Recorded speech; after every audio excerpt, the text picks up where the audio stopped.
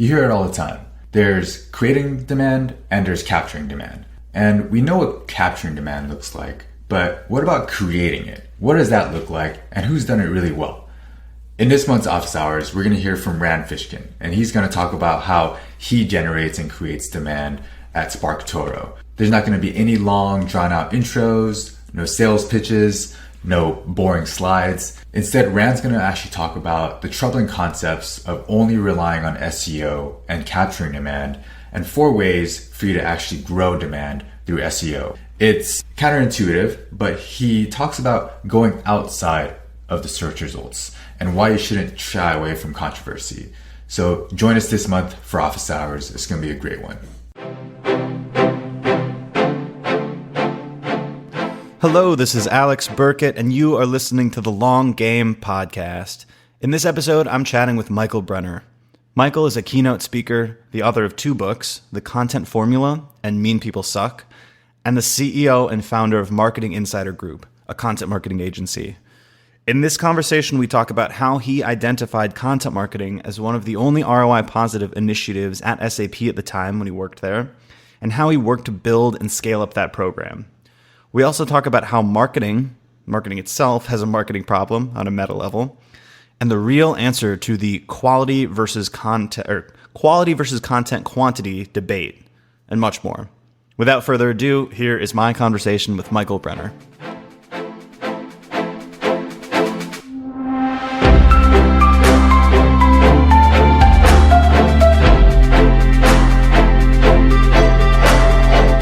I guess I come from like a more performance marketing, growth marketing background. So like, right. I'm always debating with my co-founders on like this split between like measurable and unmeasurable stuff. And I cater towards more of the, if it ain't direct response, like we don't do it. And I'm hoping maybe you're going to convince me otherwise on that one, or I don't know. No, I think I'm the exact same way. Like I was telling somebody the other day, like no one outside of marketing ever refers to a company as a brand. Like marketers say, oh, I work for this amazing brand.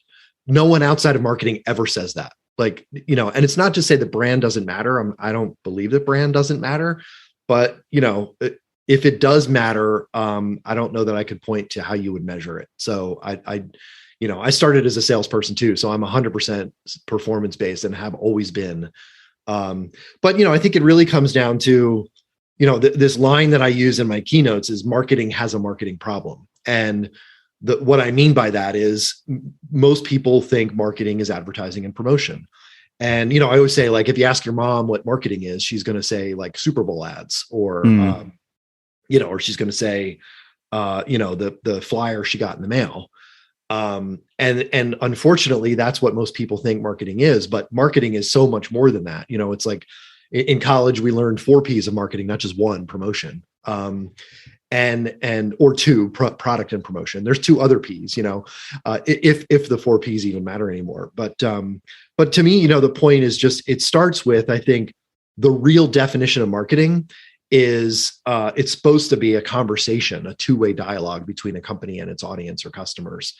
And most people just don't think of it that way. And that's where I think, this really sets the context for content marketing, because content marketing is the conversation part of marketing. And it has a job to do as content marketers. Our job in many ways is to convince executives that that's a big and important part of marketing to begin with. It's not just about, banner ads and product brochures, if those things even work. So to me, I think content marketers need to be able to articulate what marketing really is and what it should be and the role that it plays and the value it can bring before we start getting into all the, nuts and bolts of how to do content marketing. How did you get into content marketing in the first place? Like, what's your origin story? Yeah. So like I said, I started in sales and I moved into marketing. I actually was a product marketer. And I worked for a guy who was really, was actually pretty forward thinking in that he sort of demanded a business case, like a business plan for budgets. And it was a great sort of step in my sort of journey towards becoming a performance-based marketer, because I could only ask for money that I could show was going to deliver a return on investment. And so as I started doing, more strategic marketing, running marketing departments for startups, working in sort of direct marketing areas for other companies, I was always focused on, let's try things, see what works, see what we can measure that can deliver a return on investment, and do more of that stuff and stop doing anything that doesn't deliver a measurable return on investment.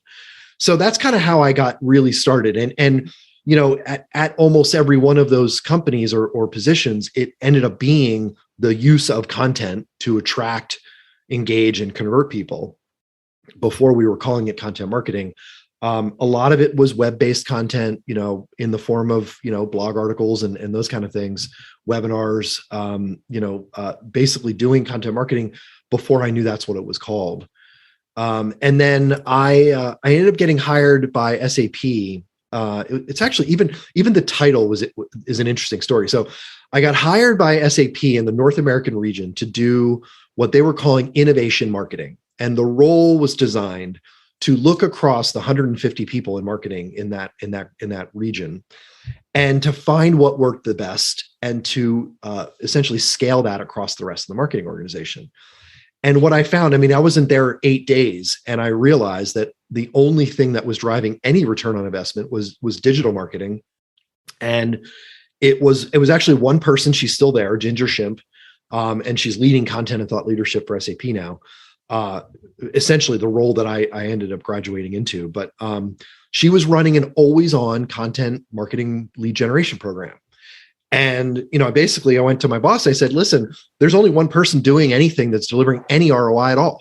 And it's this person, Ginger, and she's doing a great job. And here's how I think we could structure a similar program. So I ended up becoming the head of content marketing in North America and then ultimately across the entire company because of the success of rolling that program out. And it was basically starting with, creating thought leadership, educational content on our website, creating lead capture, sort of opportunities across the visitors, the readers of that content, and converting those, lead capture forms into sales opportunities that the sales team, could close. And, it was pretty rewarding in just the sheer performance of it was amazing.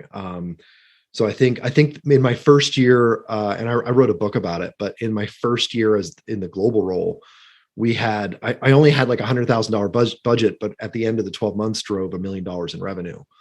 And, that kind of 10x return on investment was 10 times higher than the rest of the organization, because the rest of the organization was not delivering, and they weren't delivering return, they were delivering revenue, but almost at the same amount of cost. And so, so that's kind of how I got started into content marketing, and then, launched my own agency to help other companies do it. That role you had is fascinating. That innovation marketing. It's almost like you were scavenging and analyzing and looking across the department to try to find gap areas that were kind of underexploited. I had something similar actually when I was at HubSpot. We were trying to figure out like freemium acquisition, and their SEO and content was already kind of like topped out, and paid was pretty topped out. So I had to analyze and find new opportunities, whether it was partnerships or integrations, various means of like finding new ways to drive freemium users. And I remember finding a little seedling of an idea in that one of our content pieces was converting like 10x higher than everything else. Mm-hmm. And it was one of these listicles, it was like a best meeting schedule software or something like that. And it's like, oh, wait, this is capturing the intent of somebody ready to buy. So one, let's scale that out. And two, let's look at the rest of the search results pages and try to get mentioned on all of those. And that became what we call the surround sound strategy. Yeah. But it was just finding that little bit of like anomalous data, right? You look and it's like 0.1 conversion rate. And then you're like, oh, that's a 3% conversion rate one. Yeah. So when you found that initial program that your colleague was running, do you remember what it looked like process-wise, like what the program was doing and how you were able to spot and say like, this is really high ROI. We should double down on this. Yeah. Well, first of all, I was probably the least popular person in the entire company, because my first week, I basically ran a CRM report. The benefit of being in the region was the region's budget was specifically designed for lead gen. And the SAP CRM system had, campaign goals as a required field. So So all of the North American campaigns had to be lead generation campaign goal programs. So I basically ran a report and said, okay, where are we getting pipeline on a ranked basis? And budget was another required field. So, how much pipeline are we getting for how much spend on which programs? And it was like, okay, 150 programs, one was delivering more pipeline than the spend. And it was her. So that was a pretty easy insight that I figured out in the day that I learned how to run the CRM report. The problem was the other 149 marketers were pissed at me because I was the one saying there's 149 marketers spending money with no return. So I had to kind of, learn how to navigate through that process, but then waters. Yeah, exactly. But, then it just became a conversation with Ginger at the time, like, what are you doing? How are you doing it? Why do you think it's working? She worked with a couple of different publishers, where she was doing some pay-per lead programs and was working with her and with them to try to figure out why were those programs working as well as they were. And the simple answer came down to thought leadership. It was, or at least the way I define thought leadership. And I actually started some fights internally about what thought leadership really is. But it was education, and it was consistent. Like, she was doing, sponsored content. She was doing a monthly webinar with thought leaders who were not, they were not talking about SAP at all. They were talking about, I think her sort of business unit was supply chain. And she was just gathering supply chain leaders and innovators and influencers, I guess, to write content and to run these webinars. There were no product mentions whatsoever, but that program drove tons of leads for the supply chain product at SAP. And so the insight that I was running around the organization with was, when we don't talk about product, we can get more leads. And people were like, what? That's stupid. That makes no sense. The only way we're going to get leads is if we talk about how awesome our product is. I'm like, no, I'm just telling you, here's the data, and look at the data. And when we use thought leadership content, we're driving leads and get return on investment. When we use brochures and we talk, try to drive people to product pages on our website, we get no leads. So maybe we should try this. And, slowly we built out, $100,000 budget, $1 million budget. I think by the time I left North America, I had a $3 million budget, and we were getting $7-8 million in revenue from that budget. Which was a massive increase from when I started. It was just 3 years. So, it was pretty interesting. I remember there was a presentation I would give, and it was like, the content that you think generates leads is the opposite of the content that actually generates leads. And it was like, trying to teach people how their instincts were wrong, was interesting. It was an interesting challenge as a former sales guy to try to convince people of being wrong, the fact that they were wrong. So it was fun. It was a great opportunity, lots of challenges, and lots of great, relationships, that I still maintain today.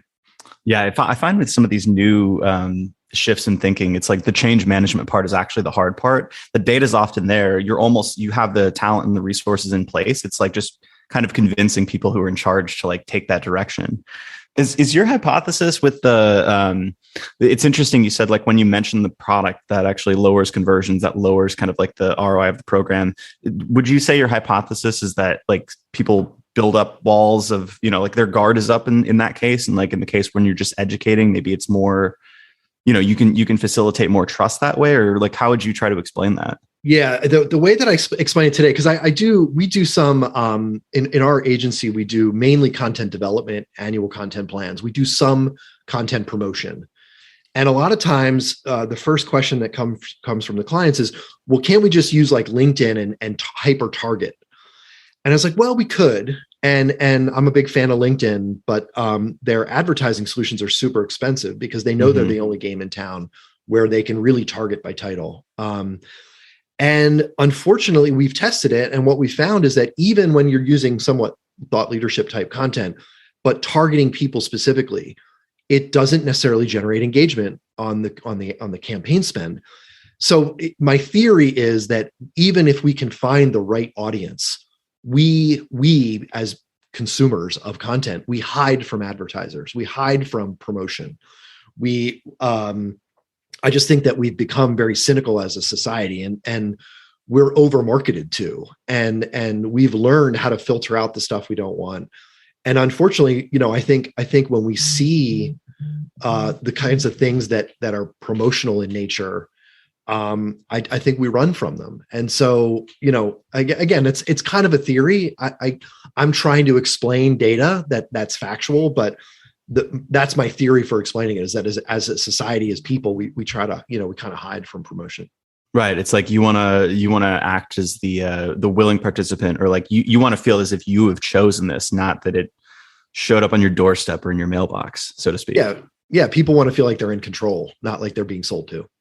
Something you mentioned on thought leadership is interesting, because we're starting to dip our toes into thought leadership as a service, and we've been trying to define how that differs from other forms of content. We're really struggling with the delineation, because I think a lot of people look at content marketing as, hey, this is driven by search, this is SEO content, or this is product content, stuff that would help maybe sales enablement. And then there's this messy bucket of thought leadership that I think could include so many different things. And it sounds like you've got more of a clear definition there. In my mind, I think thought leadership could be stuff like contrarian opinions. If you've got a strong position on the market and your founder like writes an essay on that. It could be original research, right? Because that's something that is leading new paradigms on your industry. And it could be just educational stuff, right? Like, here's how you actually do account-based marketing. So do you have, what's your framework as far as how you think about what thought leadership is or should be? Yeah. So my opinion on thought leadership is contrarian. Mm-hmm. So it's a little bit meta, but basically the way I've defined thought leadership, and I'm going back all the way to SAP, where I actually wrote an article on Forbes. What is thought leadership and how should you use it? And in the comments, my own boss disagreed with me. Oh, wow. And funny enough, when employees leave SAP, they anonymize the articles that former employees have written on platforms paid for by SAP. So I ended up republishing that article on my website, and I now outrank the Forbes article because it's authored by no one. But the definition is, in my the way I kind of describe it is, if you have a really strong opinion, that's great, but it's kind of like a tree that falls in the woods. It doesn't make a sound if no one's around to hear it. So in order to truly be or create thought leadership, you have to show up like on a regular basis. And showing up on a regular basis means answering all, the way I describe it is kind of answering all the questions on the minds of a buyer. So I actually include listicles and basic definitional posts, and certainly opinion and research, I think are included. But in a way, I almost equate thought leadership with content marketing, in that it's answer, like Marcus Sheridan says, they ask, you answer. It's really identifying and knowing all the questions that an audience is asking, and being the one to provide the answer, being the authoritative source. Because, it's kind of like you have to build a relationship in order to then earn the right to share an opinion. And so that's why I try to shy clients away from, thinking thought leadership is just those strong opinions, which are important and an important part of, I think, a good content strategy. But the best example I can give is I rank on the first page for what is marketing. Now, no one that's ever going to buy content marketing services is asking that question of Google. But because I rank for what is marketing, I rank for what is content marketing, number 11, I think. Because I rank for what is content marketing, I rank for why you should outsource your content marketing strategy, or why SaaS firms should use an agency for content. So there's like some foundational elements and some basic pieces of content that I had to write in order to build the stepping stone in order to get to that position of quote unquote thought leadership. So yeah, I mean, it's a little bit different than I think most people would think, but it's basically about, you have to build the platform in order to be able to share, true thought leadership. I love that, because we often think about, or I guess in the industry, there's the delineation between the channels that you use to share it. But really, like, what you're doing is creating the piece of content with the thought leadership involved. And then like the distribution, I guess, like, it doesn't really change the fact that you're producing thought leadership. Just because somebody finds it in SEO versus on social doesn't necessarily change the fact that you can still add your expert opinion or your views or your educational approach. It shouldn't change in any way. Yeah. Yeah. I mean, I think one of the myths that a lot of people have about content marketing is that it shouldn't be basic.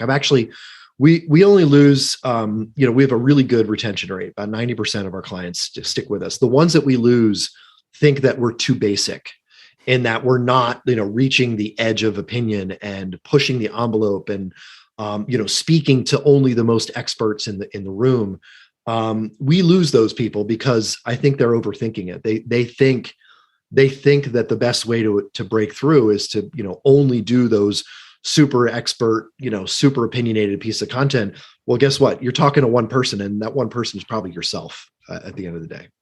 Yeah, I mean, I can tell you firsthand experience with that because I think there's a time and a place. It depends on like what your company is. But when I was at CXL, which produces like advanced courses for data-driven marketers, we really did speak to that fringe, very advanced audience, and people would actually notice when we would do basic posts, but like we were selling courses and education. Yeah. But I can tell you firsthand, the audience for that material is much lower than say HubSpot, who writes the what is marketing and what is content marketing type posts. And their ceiling is so much more expansive than that like niche audience. Yeah. Yeah, no, I agree. We have a client in the financial, they have software for financial planners. And like, we can't write what is financial planning kind of content because financial planners know what they do. So, we are at a sort of 301 level content for them, but, we do write, what are 6 benefits of financial planning software? So we do write answers to questions that more expert level audience has, but again, it's about, I think the blind spot most marketers have is, one of the best examples I have is your audience might know the basic things like what is financial planning, but maybe a financial planner works at a company with a CFO who doesn't really understand what the financial planners do. And the CFO is going to approve the software purchase. You know what I mean? So there's always an influencer or, in fact, Gartner actually did this research that showed that the biggest gaps in content is what they call validation and consensus content, which is the most basic stuff. It's the what is and why do you need it stuff, because the target audience needs to go convince people that are not them why they should purchase, a piece of software. So, it's interesting when you look at the whole buyer journey to see, how that kind of content, I think, really plays a role. I think there's the phrase I think is the curse of knowledge too. Like when you spend all day, every day thinking about a subject, you end up at this place that's so far beyond what most people are thinking about that you think these banal, basic things are totally, beginner level stuff, but actually most of the market thinks that's still profound. I find that when I'm tweeting sometimes, I'm like, this is the most basic tweet ever. And it gets the most engagement when, I'll put time and effort and pour sweat and tears into a tweet and it's really advanced and two people like it or something like that. I'm like, oh, okay. This is, this is learning. Yeah, exactly. So when you kind of took on that program at SAP in terms of content, you identified it and you're like, all right, this is where it's at. Let's double down here. Did you just amp it up in terms of production? Like it sounded like you poured a bunch more budget into it. Did you have to do any like strategic repurposing in terms of like how it was distributed, or I guess like how did you bring it from, that it sounded like it went from like 0 to 1 and then you're like, all right, let's bring this from 1 to 100. Like what did that look like? Yeah. I mean, it was basically a matrix on a matrix on a matrix. So, it was one program targeting one audience for one solution at SAP. And there were 20 different product lines, 12 different business units, small, medium, and large enterprise, 26 different industries. So what we did was, we exponentially grew it from one publisher and one industry and one solution to, I think we ended up with like 250 pieces of content going across 30, 40 different publishers, across all the product lines, all the. And you could just scale that same playbook across all of those too. That's exactly what we did. And again, it was a little bit tricky because we were taking the decision out of the marketing manager's hands in some cases, and they weren't really happy about it. But the quid pro quo that the conversation was, I'm not taking all of your budget. I'm taking a portion of it, but you can hold us accountable to delivering more than what we're taking. Mm-hmm. And so I had this crazy spreadsheet. I mean, I there's a presentation where I showed it to somebody a couple of years ago, and it was just like, all the publishers on one side, all the industries on another, and nested columns by quarter, and I had to use like red, yellow, and green boxes just to show like where we were delivering on our goals. But it was crazy. I mean, the amount of budgeting, planning, forecasting, and then results reporting that I had to do across all those stakeholders. But like I said, it was super rewarding because it worked, and it was tough and challenging, but it was it paid off in the end. And now there's probably hundreds of content marketers at SAP, and like these efforts are just like raised to that level at this point. Yeah, I mean, they definitely have a really mature content organization. So it's insane for me to think about that scope. Like I saw the inside of HubSpot, and that was a large team, very efficient, but like that also, to me, that was like a large organization. SAP is a different level. Yeah. Now that you're running an agency and working with clients, do you find that those lessons translate well, or is SAP like this just behemoth in terms of its structure and complexity versus what most content marketing programs kind of need to get off the ground? Like how many of the lessons are you pulling from those days versus like how different is it with the clients that you're helping nowadays? Yeah, it's definitely so. I mean, there's definitely an obvious scale of complexity. I think the most complex organizations are really kind of like in the regulated industries, finance and pharma, healthcare, those folks. Imagine everything you do in marketing has to be reviewed by a lawyer or a team of lawyers. And it's insane the amount of complexity and time delays and costs that adds on the regulated industry side. So I see that as kind of the far end of the spectrum.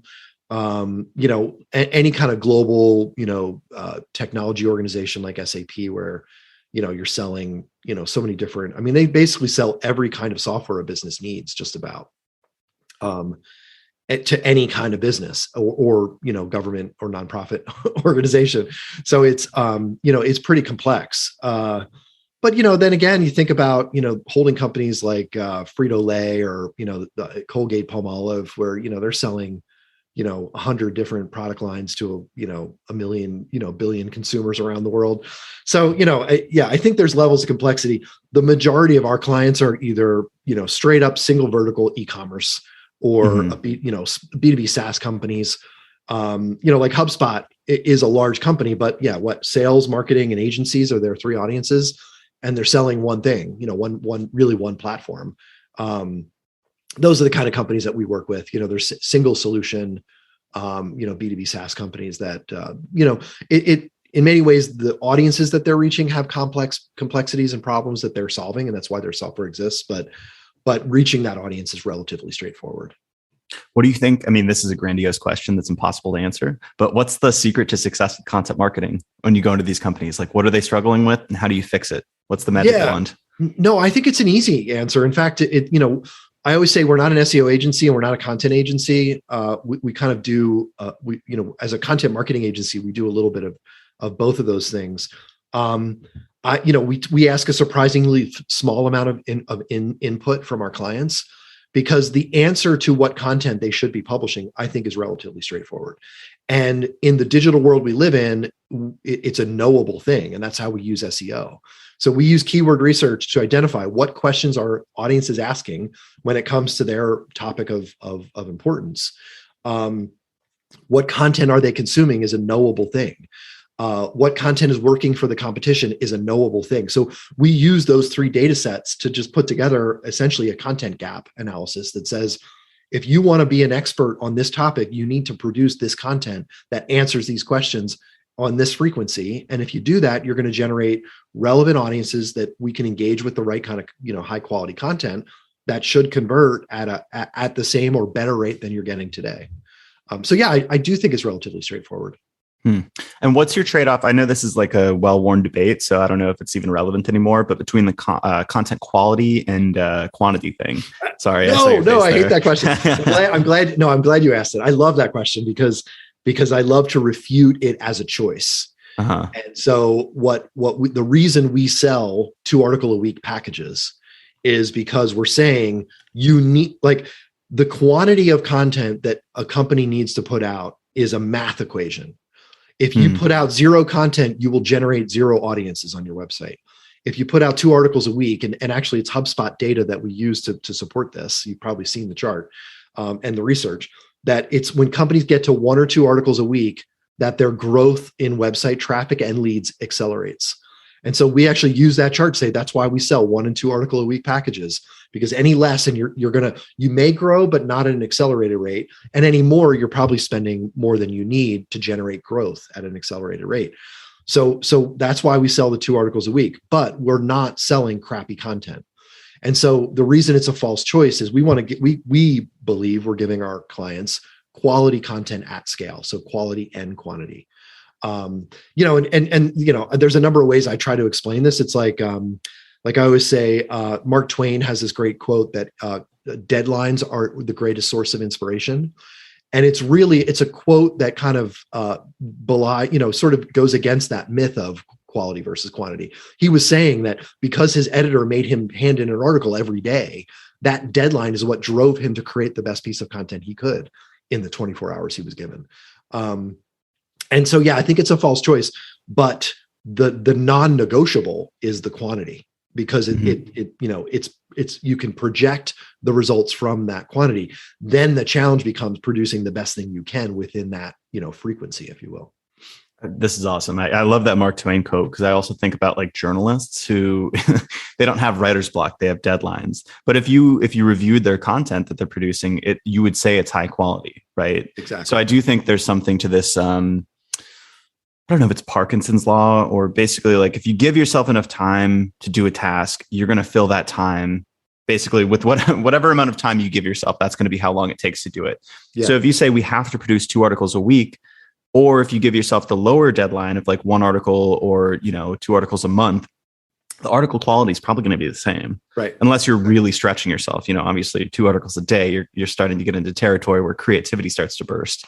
Yeah. But it does seem like if you just set higher deadlines or like higher quotas for the content within reason, the content quality is almost like table stakes, right? Like it's got to be there to rank. Yeah. But past that, like your quantity, it's getting more at bats essentially. Yeah, exactly. That's exactly right. You said there's an upper limit on content quantity though, like you don't want to go past a certain point. It's not, no, there's no upper limit. It's not even a diminishing return. It's a diminishing acceleration of return. So, so in other words, the increase, and again, this is the HubSpot chart, the increase occurs at 1 or 2 articles a week. And HubSpot's data was across 3,000 websites, but that curve flattens a bit when you get to more than once a day. So like we publish 4 articles a week, sometimes 5, but we almost never do more than that. And the reason is just because the effort doesn't continue to produce an accelerated return. The line flattens at 5 a week. So yeah, there's no diminishing return, which is really interesting, but there is a diminishing acceleration of the return to a flatter line. It means like if you spend $1 on 2 articles a week, and then if you have to spend $3 to get 6 articles a week, you're not getting 3 times the results. And that's really, kind of what it comes down to. It's like the decreasing marginal utility, essentially. Exactly. The dollar. And then at that point, you have to think like, all right, if we're hitting like this acceleration right here, if we increase that by $1,000 a month or $1,000 a week, is it better to do that in content, or now can we like go look at ads or a new channel or innovation or something like that? That's exactly why we go from 2 articles a week to 2 articles a week and content promotion, so that we're getting, access to new audiences. That's exactly. This is cool. This is cool talking to somebody with a business kind of mindset. I feel like that's underrated in content. Like it sounds like you're the type that would make a growth model with regards to content marketing and like keyword search volume, and like model out like if you were to do 2 articles a week versus 4, and like make that decision based on like expected value and utility and stuff like that. Yeah, I mean, I hope I'm not giving anybody any good ideas here, but I also wonder why more agencies aren't popping up like mine. I mean, it's really a really defined service, what we do. And, there's a lot of content agencies out there that'll, you call them up and say, hey, give me a blog post. And they say, sure, it's $500. And we would never do that, because 1 blog post isn't going to do shit for anybody, but 100 blog posts is going to, change the world for a company. And so, so if there's any, content marketers out there that want to fund our expansion, or any entrepreneurs out there, I'm open to taking your calls. It sounds like you're also, I don't know your pitch per se, but it sounds you're also selling ROI, not necessarily content, right? Like that whole, like, here, write this article, that's like a deliverable. That's like here's a task. Whereas you're selling sort of a business function. Hey, we'll grow this program and the money's going back into your company, right? Like that's that ROI is like front and center. That's exactly right. And a lot of the companies we work with don't even have a CMO. And in a lot of ways, we tell them, you don't need a CMO yet. We want to get you to a point where you need one. And we can fulfill all the marketing that you need until the point where you've got, where you need to scale out marketing. And so, yeah, it's performance-based marketing, 100%. That was one of our first value propositions on our website. I think it was something like content marketing is a performance channel or should be a performance channel or something like that. 100%. And that was such a shocking, contrarian way to describe content marketing compared to how most agencies did it. Yeah, well, and I still believe, and this is especially true like in the UK and in some cases, in the minds of marketers around the world. But I wrote an article on Content Marketing Institute. Marketing with content is not the same thing as content marketing. And I still think that a lot of people define content marketing as marketing with content. Like the Content Marketing Institute does these awards every year, and it makes me crazy that somebody launched a magazine and they call that content marketing, and I'm like, is that or like a video is not content marketing. A video should never win a content marketing award because it's not consistent. It's not tied to a business result that you can derive over time. And I agree. I think content marketing is performance based, but it needs to be always on. It needs to be focused on a customer. It needs to, live on some sort of owned media platform. And if those things are in place, then it's a strategic value proposition. Well, you're also speaking towards the idea that this is a long game too, which is the name of our podcast. Definitely like one of the reasons we picked that is these one-off things, testing content, doing a video here and there isn't really content to us. Yeah. It's something that I can't remember the 3 pillars of what we say content marketing should be. It's something like, I think it's content marketing should provide business ROI, right? It should actually like provide our ROI for your program. It should be compounding, like it should be a long game channel. Yep. And your strategy should be one that you specifically can win, right? Because if you just try to do the HubSpot playbook and you're going up against HubSpot, unlikely that you're going to defeat them, right? So like that's when you're thinking about strategy. It's got to hit those 3 pillars. Yeah, 100%. That Content Marketing Institute thing is interesting. It's almost like in the advertising space, the Cannes Awards or whatever, Cannes Awards. Yeah.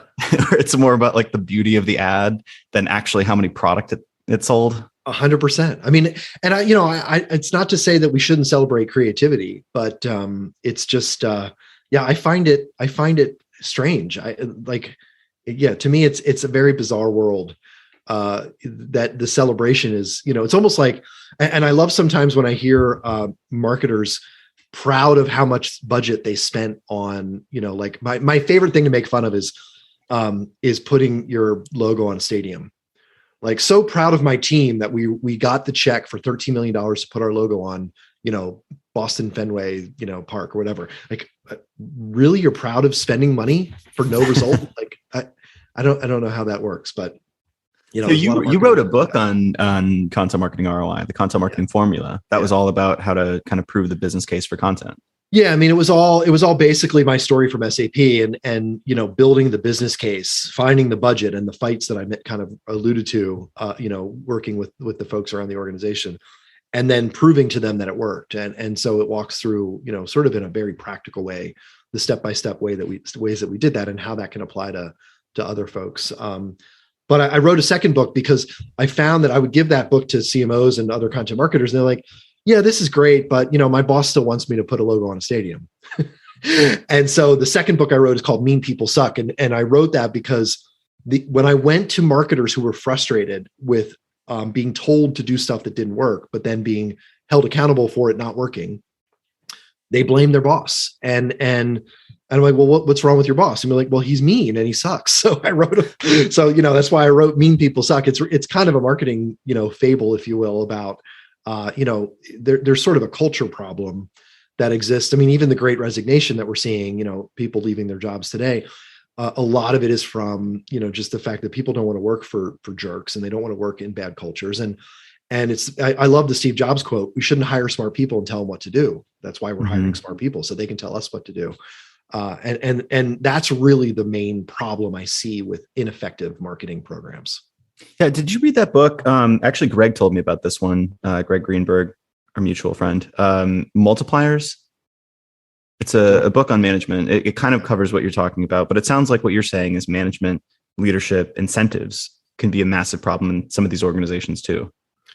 Yeah, I mean, it's servant leadership, and that's a concept that I bought into as soon as I heard about it. But yeah, marketing leaders should be putting their teams, giving the authority to their teams to make the right decisions, and those decisions should be founded in a culture that's focused on customers. And so, another way to say it is the most successful content marketing programs are customer focused. They're customer driven.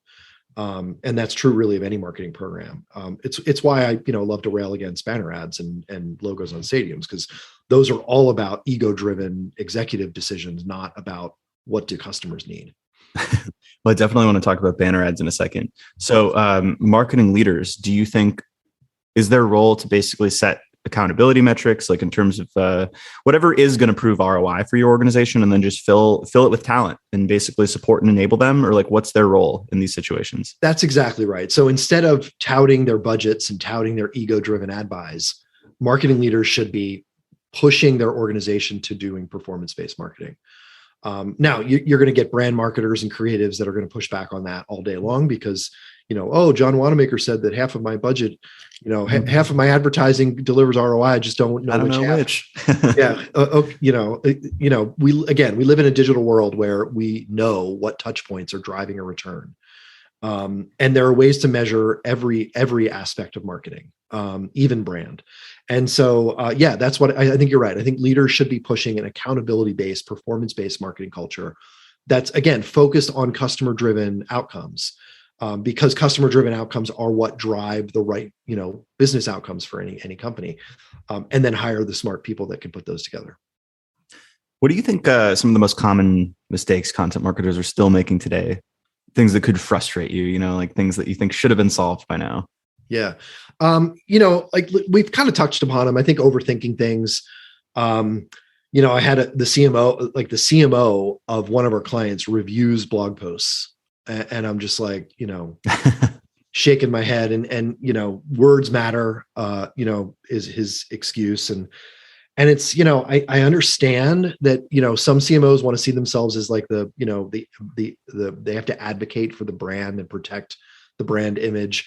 But if you're a CMO reading blog posts and reviewing and editing content, then you're not doing something else that's probably more important, like talking to your peers in the C-suite and justifying the value of marketing. So that's one. Two, again, there's still people that think that, promotion, product, content, it's 80 to 90% of the content most organizations create. And yet 95% of all the content needs in the buying journey are non-content, non-product specific, non-promotional, they're educational, they're top of funnel. So product promotion still too much there. And then just doing things that don't work. So one of the things that I was really shocked at when I went to SAP was I was asked to look at the things that worked, but I was shocked that no one was ever asked to look at the things that didn't work to make sure that those mistakes weren't repeated. I called it sunsetting, and I was like, do we ever have a sunset review here at SAP? And I remember my boss saying, like, what's that? I'm like, well, that's where you, at the end of a month or a quarter or a year, you look at the programs where you spent money and said what didn't work and that we should stop doing. And she was like, yeah, no, we would never do that, because then that would, potentially argue for us not getting the budget. I'm like, no, that argues for you to get the budget to do something more fun and creative and test out a new approach. So, those are the big three, I think, is just, overthinking it, over promoting and not, just not killing the stuff that doesn't work. The last one reminds me of, I think people talk about that with regards to the government and laws. It's like much easier to pass a law than it is to get one removed. So we've got this book of just basically legislation that we haven't looked backwards on and said, like, hey, is this still relevant? Like, this is, something it was written in 1958. Like, do we still need this law? Yeah. But it's, like you initiate something and then you've got sort of self-fulfilling feedback loops that keep that thing alive, even if it shouldn't be alive. Yeah. That CMO stepping in and editing content is kind of adorable, but also is it to the level of like sentence structure and just nitpicking like little phrases, or like what's the purpose of that? 100%. Yeah. Oof. Yeah. Yeah. How do you bridge that gap though? Like, how do you, I mean, I can see kind of the case to be made where it's like you want some of this brand language, but I don't know. Also, I think it's less important than most people think. Like the audience probably isn't nitpicking things on the same level. They probably couldn't differentiate the HubSpot blog from the Intercom blog if the logos were removed, you know? Yeah. Yeah. I mean, there's a couple different ways. Number one, like I try to explain, there's actually, I try to use a couple facts, but stories are usually the things that change people's minds. So one of the facts is, like 95% of all traffic comes into a deep third level page. So I did actually use this analogy. I was like, your audience, your customers, your prospects are not staring at your website. Because one of the things that he mentioned was, oh, we call our blog the resources page. That's a terrible name. And I was like, no one cares. He's like, we're going to get an agency in to redesign our blog because I hate the word resources. I'm like, yep, no one cares. You're going to waste your money. No one is staring at your website saying, oh my God, they use the word resources. I'm never going to buy from this company. No one ever says that. So, spend your time in places that you can actually make an impact. The other stat that I love to use is, and I had to pull this together from a couple of different sources, but it's something like 0.05% of people read an entire article. Mm-hmm. And so if you reverse engineer it, it's something like 80% of people only read the headline. About 10% of people only read the first paragraph of any piece of content. So, you've got a very small group of people that are actually reading everything that you write or publish. So, if you're spending time on the last paragraph of a piece of content, it's for that, 0.05% of people that are going to get there. Now again, when you use large numbers, it matters, but, to have a CMO spending time in the, 500 words down on 1,000-word article is probably not going to make any impact at all. Yeah, totally. Focus on what matters. I think you're a pretty interesting person to ask this, having spent time like building up the program at SAP and working with many large clients as well. And it's related to this note on the CMO because I'm thinking about bottlenecks and content operations, right? Like it's I guess fairly straightforward to do a little keyword research and start writing an article here and there. But like when you think about scaling, amping up a content program, what are the things that start to break when you go from like 0-1 articles published per month to 3-4 articles per week? Like, what are the things that start to fall apart in that system? Like, do you need more writers? Do you need more strategists? How does that kind of scaling work? Yeah, I mean, we've got it. I mean, we're the answer. I think. I hate to be self-promotional, but I think that's the gap that we fill. Is a lot of companies that don't have, again, startups, B2B SaaS companies that don't have CMOs or big agencies in support of them yet. They know that they need to feed their website with content. It's the fuel that drives the engine of growth. But they don't have the team of writers. They don't have the strategists like me, to put the plan together. So yeah, so we fill that gap, but it's almost infinitely scalable. That's why I was inviting investors. I mean, it's basically infinitely scalable. I mean, we've nailed the process of vetting writers. We don't vet for industry expertise. We vet for curiosity, right? Like, and the example I always use is the guy who did, or the gal who did the Netflix documentary I watched on cryptocurrency. Well, that documentarist was not an expert in cryptocurrency. They had the curiosity to go to figure out and talk to the right experts to figure out what cryptocurrency is and how to explain it to an idiot like me. And that's the kind of writer that we want. We want writers that don't understand the ins and outs of financial planning software, but they have the curiosity to go learn what it is so that they can explain it to somebody who needs to know what it is. That's, so we figured out the process of scaling, the recruitment of those kinds of writers. If I said we were doing industry expertise, that would be harder to scale, as one example. But so it's infinitely scalable. I mean, we could have 400 clients if we wanted, if there were 400 clients that came to us, we would need to have, hire a little bit to support it. Yeah, we would need to have 100 writers to support it. But the process of figuring out what they should be publishing, getting the writers in place to do the writing, and then reporting, on those results is a solvable problem. How do you vet for that curiosity? That's it. It's well, we do test articles, and so we, look for a topic that we know this person has nothing, knows nothing about, and ask them to write a basic article about it. And, if it's an article that's at, it's like, it's a little bit of a balance because it has to be at some expert level, but also written in, a plain English kind of direct, concise way that anyone would understand it. And it's pretty simple to, see if someone's able to do that. Yeah. I love it when you get a test article like that and it comes back with like expert quotes, especially if they're done first party. Like if they actually reached out to those people or like found them on a Slack group or something like that. It's like, oh, this person knows how to ask the right questions and find the right people. Exactly. So I want to switch it up a little bit. So you've written two books, run an agency, you're doing a lot of stuff. So what is the Michael Brenner production function? Like, how do you get all this done? How do you manage your time? What are your tips? I've hired great people, to be honest. And I only have 2 employees, and the way that I always describe the kind of people that I'm always looking for is, former Starbucks baristas and restaurant workers, because they know how to, move and get it done. And the analogy I always use is if you ever go to Starbucks, it's kind of like that credit card commercial where the person's using Apple Pay and it, but then the one person shows up with cash and it like slows down the whole process. Well, if you're ever in line at Starbucks and there's a barista that's like, hey, how you doing? Like they're super slow. I want to kill them, because most of the time Starbucks people are, they're on it. They get their order, they're moving on to the next one. They're, sending out coffee and it's, it's an efficient supply chain. The process is pretty efficient. That's my secret is I just have great people working for me. We do, I think a really good job at making our customers feel like, we have their interests at heart, and that's what we focus on. We have a no jerk policy, so we don't hire jerks. We try not to say yes to jerk clients. We have fired clients. And it's, just that really helps in focusing on not, spending 80% of our time managing people that are never going to be happy. 2 things. We have a no assholes rule as well.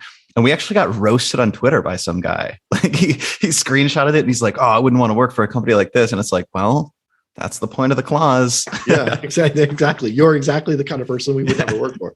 Yeah. Yeah. I mean, I lost a client and they had a really weirdly named, and I don't want to say who they were, but a very strange name. It's kind of like, imagine if their name was Smith, but Smith was spelled with a Y. Mm-hmm. And I spelled Smith with an I in one instance of the proposal deck they asked me for. They're the last company I've ever agreed to do a proposal deck for. We according to them lost the business because I misspelled their name in one slide, like 35 pages in. And it was like good riddance. If I'm going to spell, it's a weird level of ego. Yeah. I'm going to misspell a name here and there. And it's from that point forward, it's the last RFP I've ever done because, we do, I think, a really good job of making it clear on our website what we do and who we work for and what problem we're solving. If you're interested in working with us, I'll send you a simple, overview deck and an SOW that's about 300 words and about as simple of an SOW as you'll ever see. And if that's not good enough, then we're not the right company for you. I love that. Yeah. I won't say the name, but we reached out to get you on the podcast, and we do that quite a bit to people who are interested in the content space. And our growth marketer reached out to somebody who's a pretty well-known figure and said, hey, like I saw you made this list, like we'd love to get you on the podcast. And he responded by saying like, oh, I've done way more than that. Like, are you kidding? Like, this is the list that I made. Like I wrote this and did that too. And I'm like, we're not going to interview that person. That's a bad fit. Yeah, for sure. So I like that. It's almost, it goes back to your book on the mean people suck thing. It's like, you just want to avoid those people, if you can. Yep. Well, the other thing I was going to ask is like, you mentioned, I listened to a podcast you did in the past. It was a few years ago, so forgive me if you don't remember this, but you mentioned Starbucks on that one too. And I think it was in relation to their coffee. So I'm wondering if do you like look at Starbucks as like a business model and pull insights from that? Or are you just like a big Starbucks fan or like, I just love Starbucks. I'm addicted to Starbucks coffee, but no, that's funny. I don't recall what context I mentioned Starbucks before. I'm just a big fan of the coffee for sure. That's funny, man. Their nitro cold brew is top tier. I will say. There you go. All right. That's all the content questions I have, but would you want to do a couple, I call them rapid fire, but they're really just like non-content related, non-marketing related things? Yes, I'm, as long as it's not like name 3 people that you'd love to have dinner with, because I hate those kind of questions. Oh shit, that's definitely one of them. It's fine. If you want to pass on any of them, No, go let ahead. me know. All right, I may pass, but I'll do my best to answer them either way. Okay. Who do you admire professionally and why? Who do I admire professionally? Gosh, I'm trying to. I like who's the guy with the really curly hair who's like an economist? Malcolm Gladwell. Malcolm Gladwell. Yeah, thank you. So I love Malcolm Gladwell, just because I think he thinks very differently, and brings a unique perspective into the way that he looks and describes different situations. And then, gosh, I'm struggling with names. This is why I always hate rapid fire questions. Who's the guy who did the Golden Circle TED Talk? Golden Circle, was that the Start with Why? Yeah, Start with Why. What's Simon Sinek? Yes. Yeah, he's another one. And again, like I think I aspire to be that clever in the way that I try to explain things to people. I don't think that I am, but I really appreciate and respect people like Gladwell and Simon Sinek and the way that they're able to, again, the unique way that they look at and explain different problems. I've mentioned Malcolm Gladwell quite a bit on this podcast because I'm a huge fan, but I like his ability. Like I could listen to him talk about anything because he invokes that sense of curiosity that you were mentioning. Yeah. He's the type of guy that walks down the grocery aisle and thinks, wow, there's a lot of brands of mustard, but only like 2 brands of ketchup. I wonder why. And then he'll write a whole essay on that. Yeah. And it's like, then you'll listen to him talk in an interview about his obsession with this. And it's like, this guy's just passionate, man. Like this guy just geeks out on this stuff. Yeah, definitely. What talent would you most like to have? The ability to fly. Okay. That does feature heavily in dreams. Yeah. That's a superpower. Talent, like a non-superpower talent. So I'm a pretty introverted person. So I think like I look at the people that like walk into a room and command a presence and tell funny stories. Like my kids always tell me I'm not funny. So I think maybe like being funny, commanding, being a really good storyteller. I think I'm able to do that in content, but not necessarily in live like social situations. So that would be one. Have you ever walked past an open mic and thought, what if I did this? No, I run from that mic, even though I'm a public speaker. I'm. Well, I did the other day. I saw an open mic going on, and I was like, I wonder if I could do that. And then I just imagined myself on stage, and I got this big pang of anxiety in my gut. I'm like, ooh, yeah, that's terrifying. Yeah. Do you consider yourself more scientific or artistic, if you had to choose? So I have taken a bunch of tests like that over the years. Left brain, right brain, introverted, extroverted. I'm always like right on the line. So I think I'm actually probably 50% like analytic versus creative, or scientific versus creative. Left brain, right brain. But if you force me to choose, I'm probably a little more scientific than creative. Do you think that blending of the two helps you in your approach to content? Yeah, I mean, I'm a Libra too, and I don't believe in horoscopes, but I do think the balance. I do think that balance allows me to provide a unique perspective for clients and the work that we do and the way that we run the business. As opposed to having a kind of full right or full left brain approach. Because you can analyze that spreadsheet and growth model, and then also pick apart the stylistic components of the article itself. Yeah. Exactly. But I have no patience in editing, so I have really good editors. So that's a lack of patience is one of my bad traits. Well, this is going to be an amazing next question then. It's a really hard question to answer, so I'll preface it with that. What do you consider the most overrated virtue? The most overrated virtue. It's like a virtue that's not a virtue. Gosh.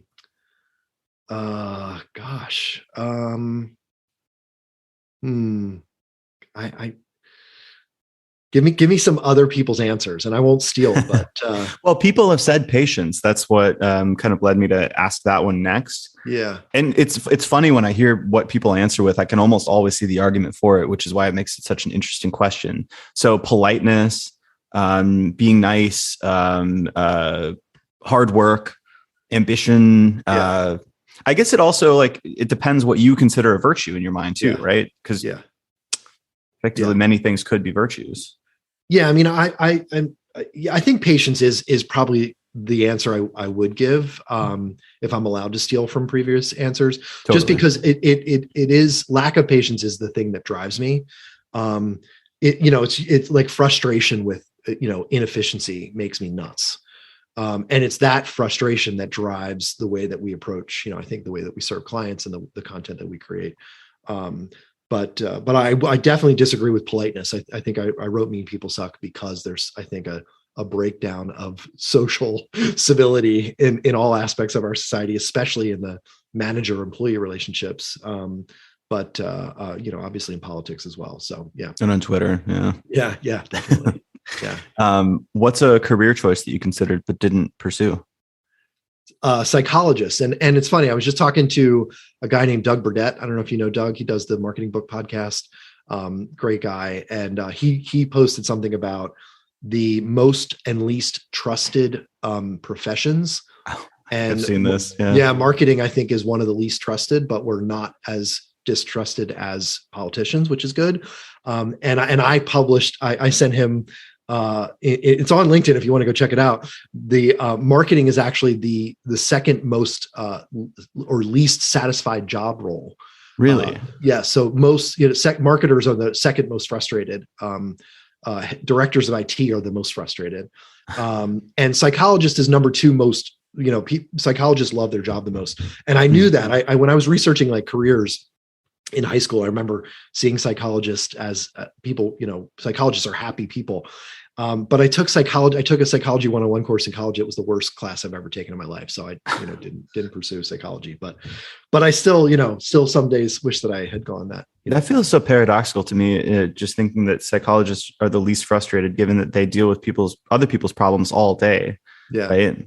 It feels like I would inhabit some of those problems and it would actually be a little more frustrating, but yeah, that's a surprising piece of data. Yeah. I guess they feel like they're helping people. Clergy is actually number one. So I do think there's something like that, right? Like you think, especially like, I feel like during the pandemic, you start questioning everything you're doing. It's like, what's the purpose? Yeah. And, you sit back and you're like, if you're not passionate about what you're marketing, then it's easy to feel that void. Whereas if you're a doctor or a nurse or a psychologist, you tangibly see like you're helping other people on the other side of that in real life every day. Mm-hmm.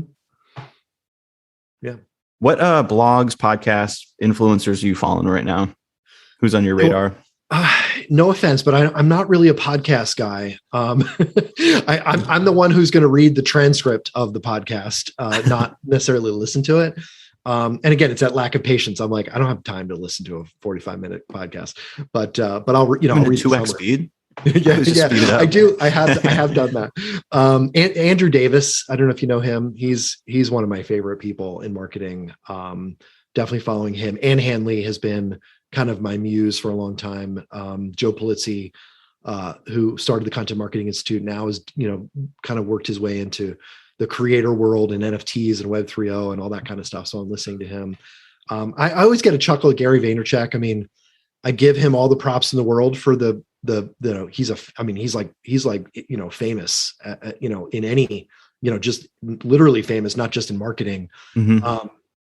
And he's got such a potty mouth and, says a profound level of energy. Yeah. And an insane level of energy. And so I do respect what he's done. I don't necessarily aspire to do what he's done, but I respect the success he's achieved. What else? I think those are some of the folks. That's cool. That's a good list. And then do you want to point people where they can find you online? Where should they follow you? Check out your content information? Yeah. I mean, if you want to learn about marketing and content marketing, come to marketinginsidergroup.com. I tweet almost everything that we publish out on Twitter at Brenner Michael. And LinkedIn is it's funny. My two employees are both in their early 20s and they're like, nobody uses LinkedIn. I'm like, every 22-year-old says nobody uses LinkedIn and every 32-year-old uses LinkedIn. So yeah, I'd love to connect with folks if they're listening. Just shoot me a connection request with a note that you listen to the podcast, and would love to connect and see if I can help. Do you play the piano? No, I don't. My son was trying to get into it, and my wife does play, but I don't know. That might be my answer to the talent I would most like to have. Well, so there's also a ukulele over there, which I it's on my list for 2022 to get ukulele lessons. So it's a cool little outlet, having something that's purely creative, you know? Yeah, definitely. That's cool. That was a weird last question, but thank you so much for doing this. This is super fun. No problem. Yeah, it was my pleasure.